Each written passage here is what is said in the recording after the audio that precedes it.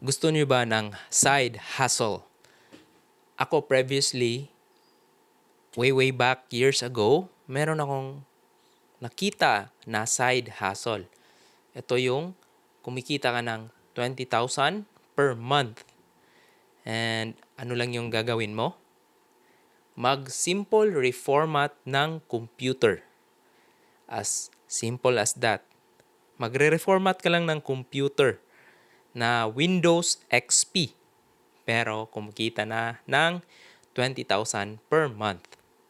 So yun, nakita ko yun kasi yun nga, may demand kasi na mga tao, meron kaming client na nagse-serve ng mga Japanese client. So sila is marami silang PC, meron silang server room.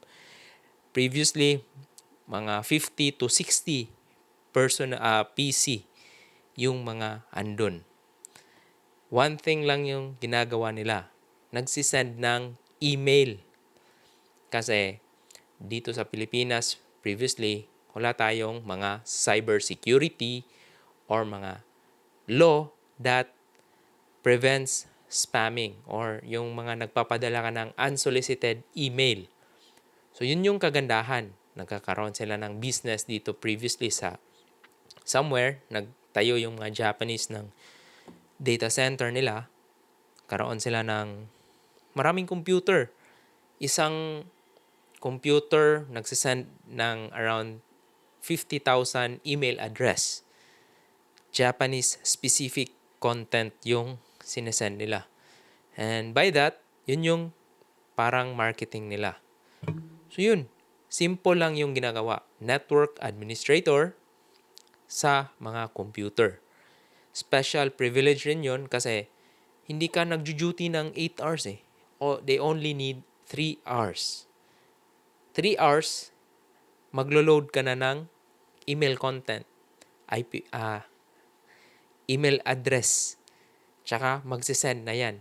But 24/7, magsisend. The next day, babalik ka ulit, maglo-load ka ulit ng email, tsaka maglo-load ka ulit ng content. Yung challenge sa trabaho na to is hindi siya English, yung Windows. Kaya special yung offer. Kasi for my experience, yung XP, Windows XP, kaya kasi siyang i-memorize. Kasi mga icon, just familiar the icon. Then, how to reinstall, okay na job yun. Kaya, easy money. For magjo-duty ka lang ng 3 hours for a month, then okay na yung 20K. Kaya, yun nga, sinasabi nila, hindi ka talaga yayaman sa 8 to 5 na job mo. Pwede mo kasi, yun yung mga lens sa mga hindi eksperyensado. Kaya sinishare ko ito kasi yung 8 to 5 mo, pwede mo kasi gamitin yung nakikita mo doon to invest in a skill na magbabayad in the future ng mas malaking pera. Kaya yun yung tips. Simple lang. Mas maging matyaga ka lang. Yun. Naging familiar kasi ako sa Windows kasi mahilig ako mag-reformat. So yun, English pa. So yung exam namin nun, during interview is paano ka mag-install ng Windows XP na Japanese yung language. Yun. Nakapasa naman, kaya yun, kinuha nila. Yun is limited. Ngayon yung mga business na yun is pinalitan na ng mga virtualization.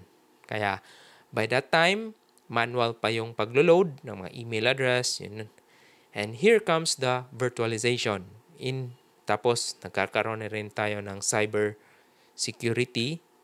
Kaya hindi na siya ganun ka easy na trabaho or nawala na yung business na ganun. Previously yun, padala sila ng mga email. Yung makaka-reformat ka ng mga around 1 PC per night, okay na yun. Papayag na sila kasi yung tolerance ng PC magbabag down. Tapos, regardless, yun, easy money na side hustle, di ba? Kaya, yun yung ginamit ko para mag-invest pa rin ng other skills para mas yumaman. Kaya kung sasabihin nyo na yun, mayaman na yan dati, hindi rin ako mayaman ngayon. Pero yung skills ko na na-develop through that work or side hustle, mas mataas pa yung binayad ngayon. Kaya sulit lang yung pagpatyaga. At first kasi hindi ko inisip na ganun pala kalaki yung sahod na binibigay nila. Yun. At first is, computer, technician.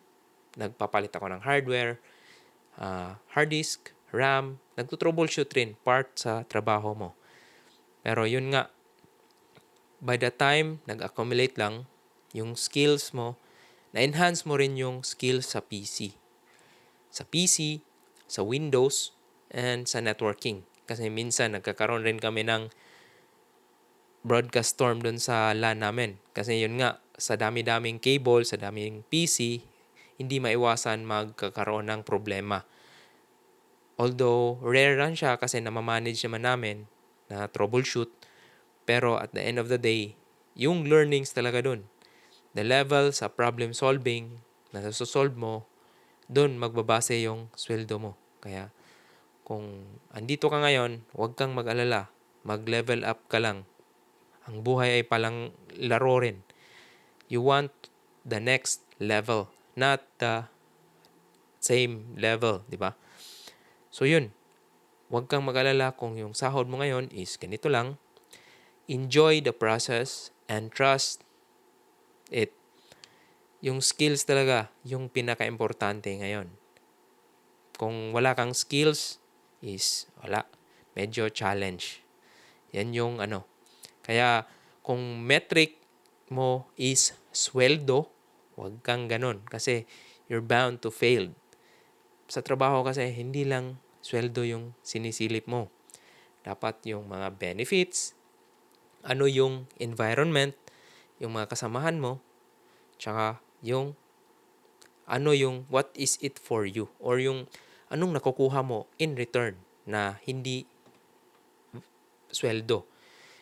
I mean, the learning, yun yung pinaka-importante. Just learn, continue learning, and continue educating yourself. Yun nga, lately, nagka-interest rin ako paano itong artificial intelligence. Kaya, aside sa networking, in which yung artificial intelligence, gumagamit rin ng networking, pero ngayon, andun na sa cloud services yung mga ganun. Kaya madali na lang mag-deploy ng mga ganung server previously. Dati kasi ang hirap, kasi hardware talaga, bibili talaga kami ng PC, set up, mag-install yan, around 45 minutes per PC. Pero sulit na sulit kasi yung pera tsaka yung skills na learn mo, ayos talaga. Kaya huwag kayong maniwala sa hindi kayo yayaman sa 8 to 5. Yayaman kayo in terms of skills. Although yung pera is depende na rin sa inyo yan. Kung marami kayong utang, mahilig kayo sa lifestyle inflation, yun.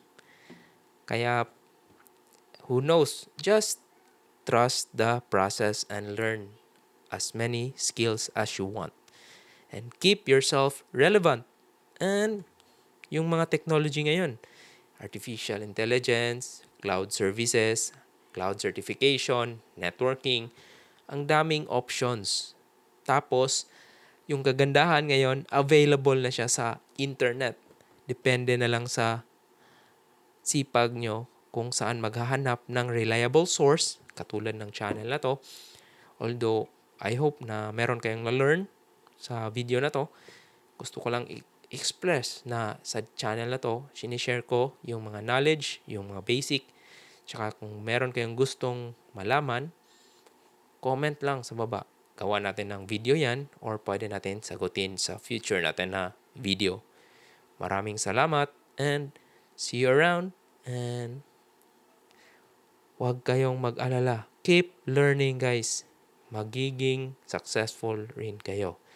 And success is not only metric, yung pera, but also lumingon ka sa back kung saan ka na ngayon.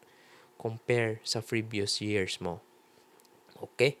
Ayos. And 40.